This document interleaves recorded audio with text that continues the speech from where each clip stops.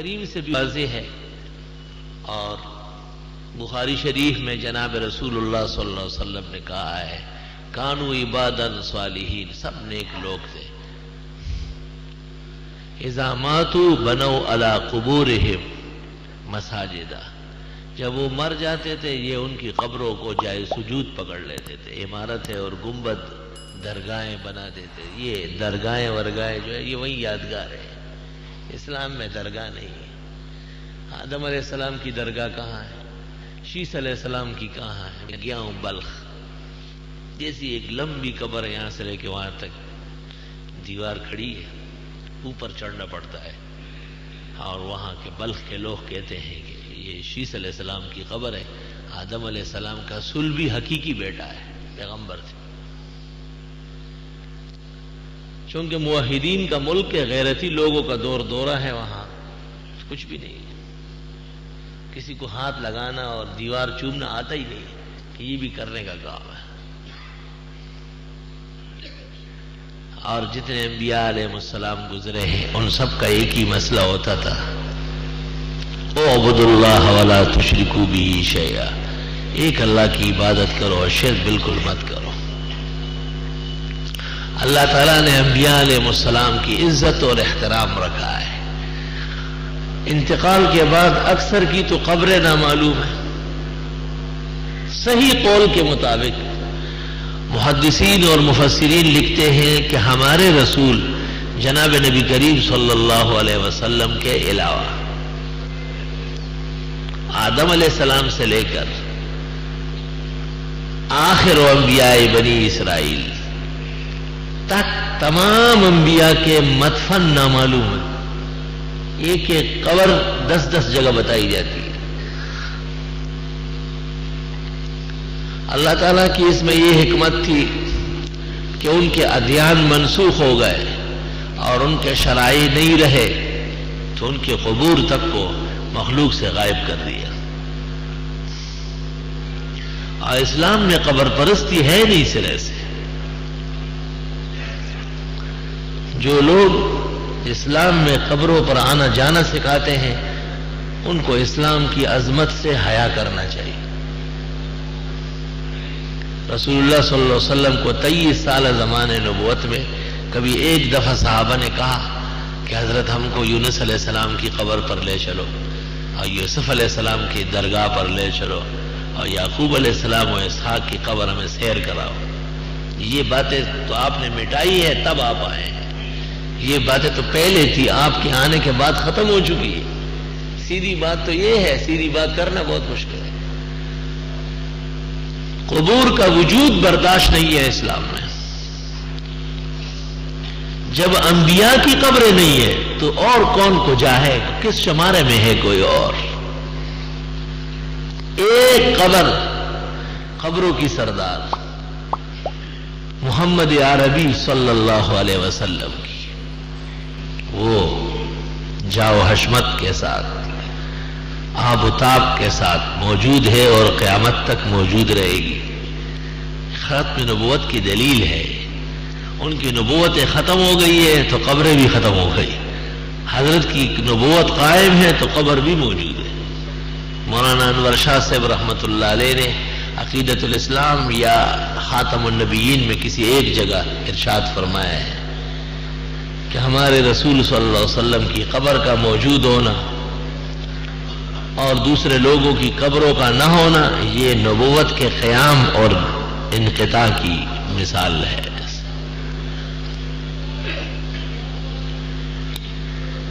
اللہ استغفر اللہ۔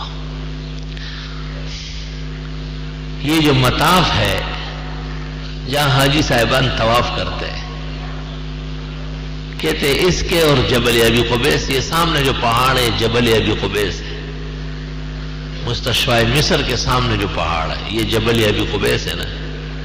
شق قمر کا معجزہ ادھر ہوا ہے۔ اس کے اور کعبہ کے درمیان 500 انبیاء کی قبریں کہاں ہے؟ وجود نہیں۔ حضرت نے خبر دی ہے لیکن یہ نہیں فرمایا کہ یہاں تھوڑی سی مٹی کھڑی کرو، ادھر تھوڑی سی مٹی کھڑی کرو، ادھر کھڑی کرو تاکہ بت خانے بن جائے۔ نہیں، یہ نہیں ہے اسلام میں۔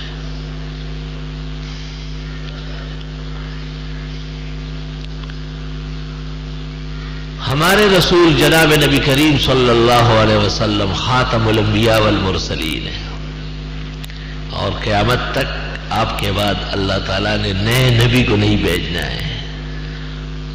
پرانا ایک پیغمبر عیسیٰ علیہ السلام خاص دعا اور معجزے کے طور پر آسمان پہ گئے ہیں زندہ جسد عنصری کے ساتھ، اور وہ قرب قیامت میں نزول فرمائیں گے، اور یہ حدیث متواتر ہے، قرآن شریف کی آیت کے برابر ہے کہ ینزل فیکم عیسی ابن مریم، تمہارے ہاں عیسیٰ ابن مریم آسمان سے اتر کے آئے۔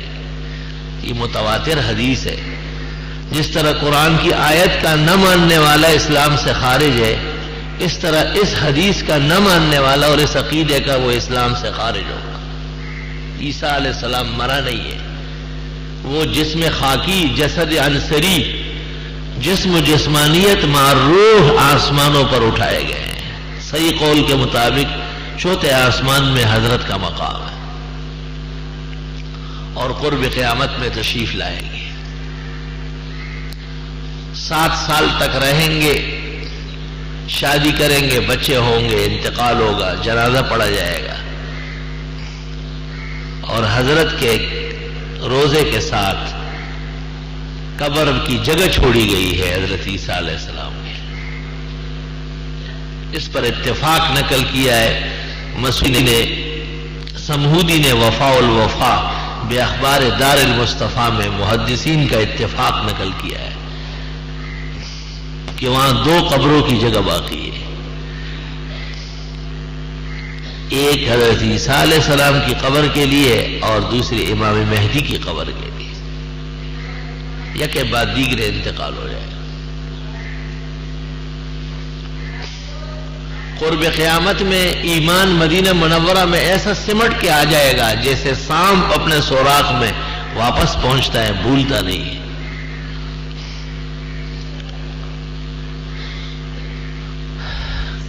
آپ نے ارشاد فرمایا ہم 5 آدمی اکٹھے اٹھیں گے، پہلے میں اٹھوں گا، پھر میرے ساتھ ابو بکر عمر اٹھیں گے، پھر عیسیٰ علیہ السلام، پھر مہدی۔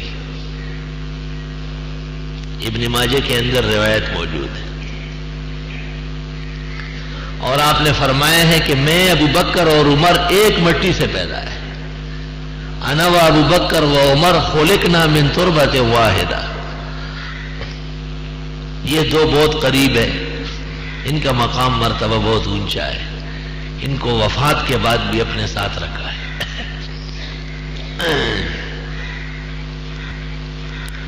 تیسرا حضرت عثمان ہے،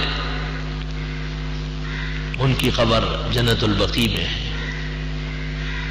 مظلوم ہذہ الامہ، اس امت کا سب سے بڑا مظلوم خلیفہ، اور چوتھا خلیفہ برحق حضرت علی کرم اللہ وجہہ ہے۔ ان کے نام پر ایک گمراہ فرقہ پیدا ہونے والا تھا جو علی کے بارے میں قرآن اور سنت کے خلاف باتیں کرنے والا تھا، اس لیے علی کی قبر نامعلوم کر دی گئی، قبر علی لا یعرف۔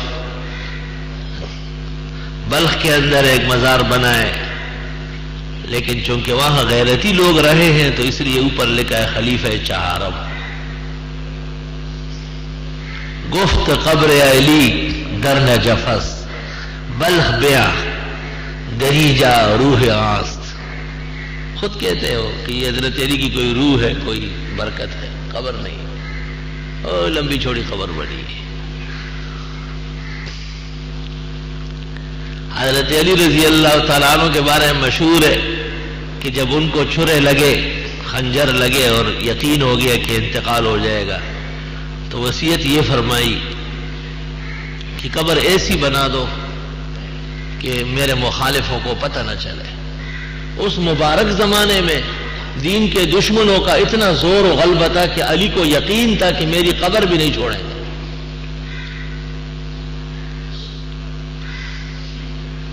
کبھی نجف،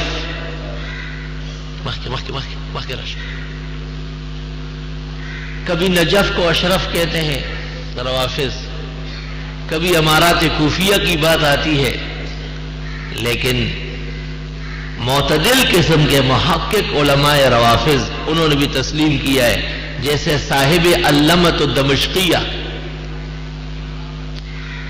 اور مورخ تاریخ الخصال یہ سب تسلیم کر چکے ہیں قبر علی لا یعرف، علی کی قبر نامعلوم ہے۔ کہتے ہیں کہ حسن مجتبیٰ نے حضرت کو کفنایا، جنازہ کوفہ میں پڑھ کر اونٹ پر لاش لدوائی اور مکہ مکرمہ روانہ کیا کہ مدینہ منورہ لے جا کے جنت البقیع میں تدفین کروں۔ مورخین لکھتے ہیں کہ آدھے راستے کے بعد جب دیکھا گیا تو وہ اونٹ بماں جسد علی کے غائب تھا۔ 4 دانگے عالم چھان مارا گیا، نہ اونٹ ملا نہ لاش ملی۔ خدا تعالیٰ نے پہلے دن سے ان کا جنازہ دفن کیا ہے۔ علی رضی اللہ تعالیٰ عنہ کی قبر سچ مچ موجود ہوتی تو روافض آج اس کا طواف کرتے ہیں۔ اللہ تعالیٰ نے حضرت علی رضی اللہ تعالیٰ عنہ کے دامن مبارک کو ان اغلاظ سے محفوظ فرمایا ہے۔ یہ خدا کی شان ہے کہ جس کے نام پر ایک مستقل فرقہ بننے والا تھا ان کی زیارت گاہ نہ معلوم۔ تو بلخ میں بھی قبر ہے، امارات کوفیہ میں بھی ہے اور نجف میں بھی ہے، اور علی ایک ہے اور قبر 3 ہے۔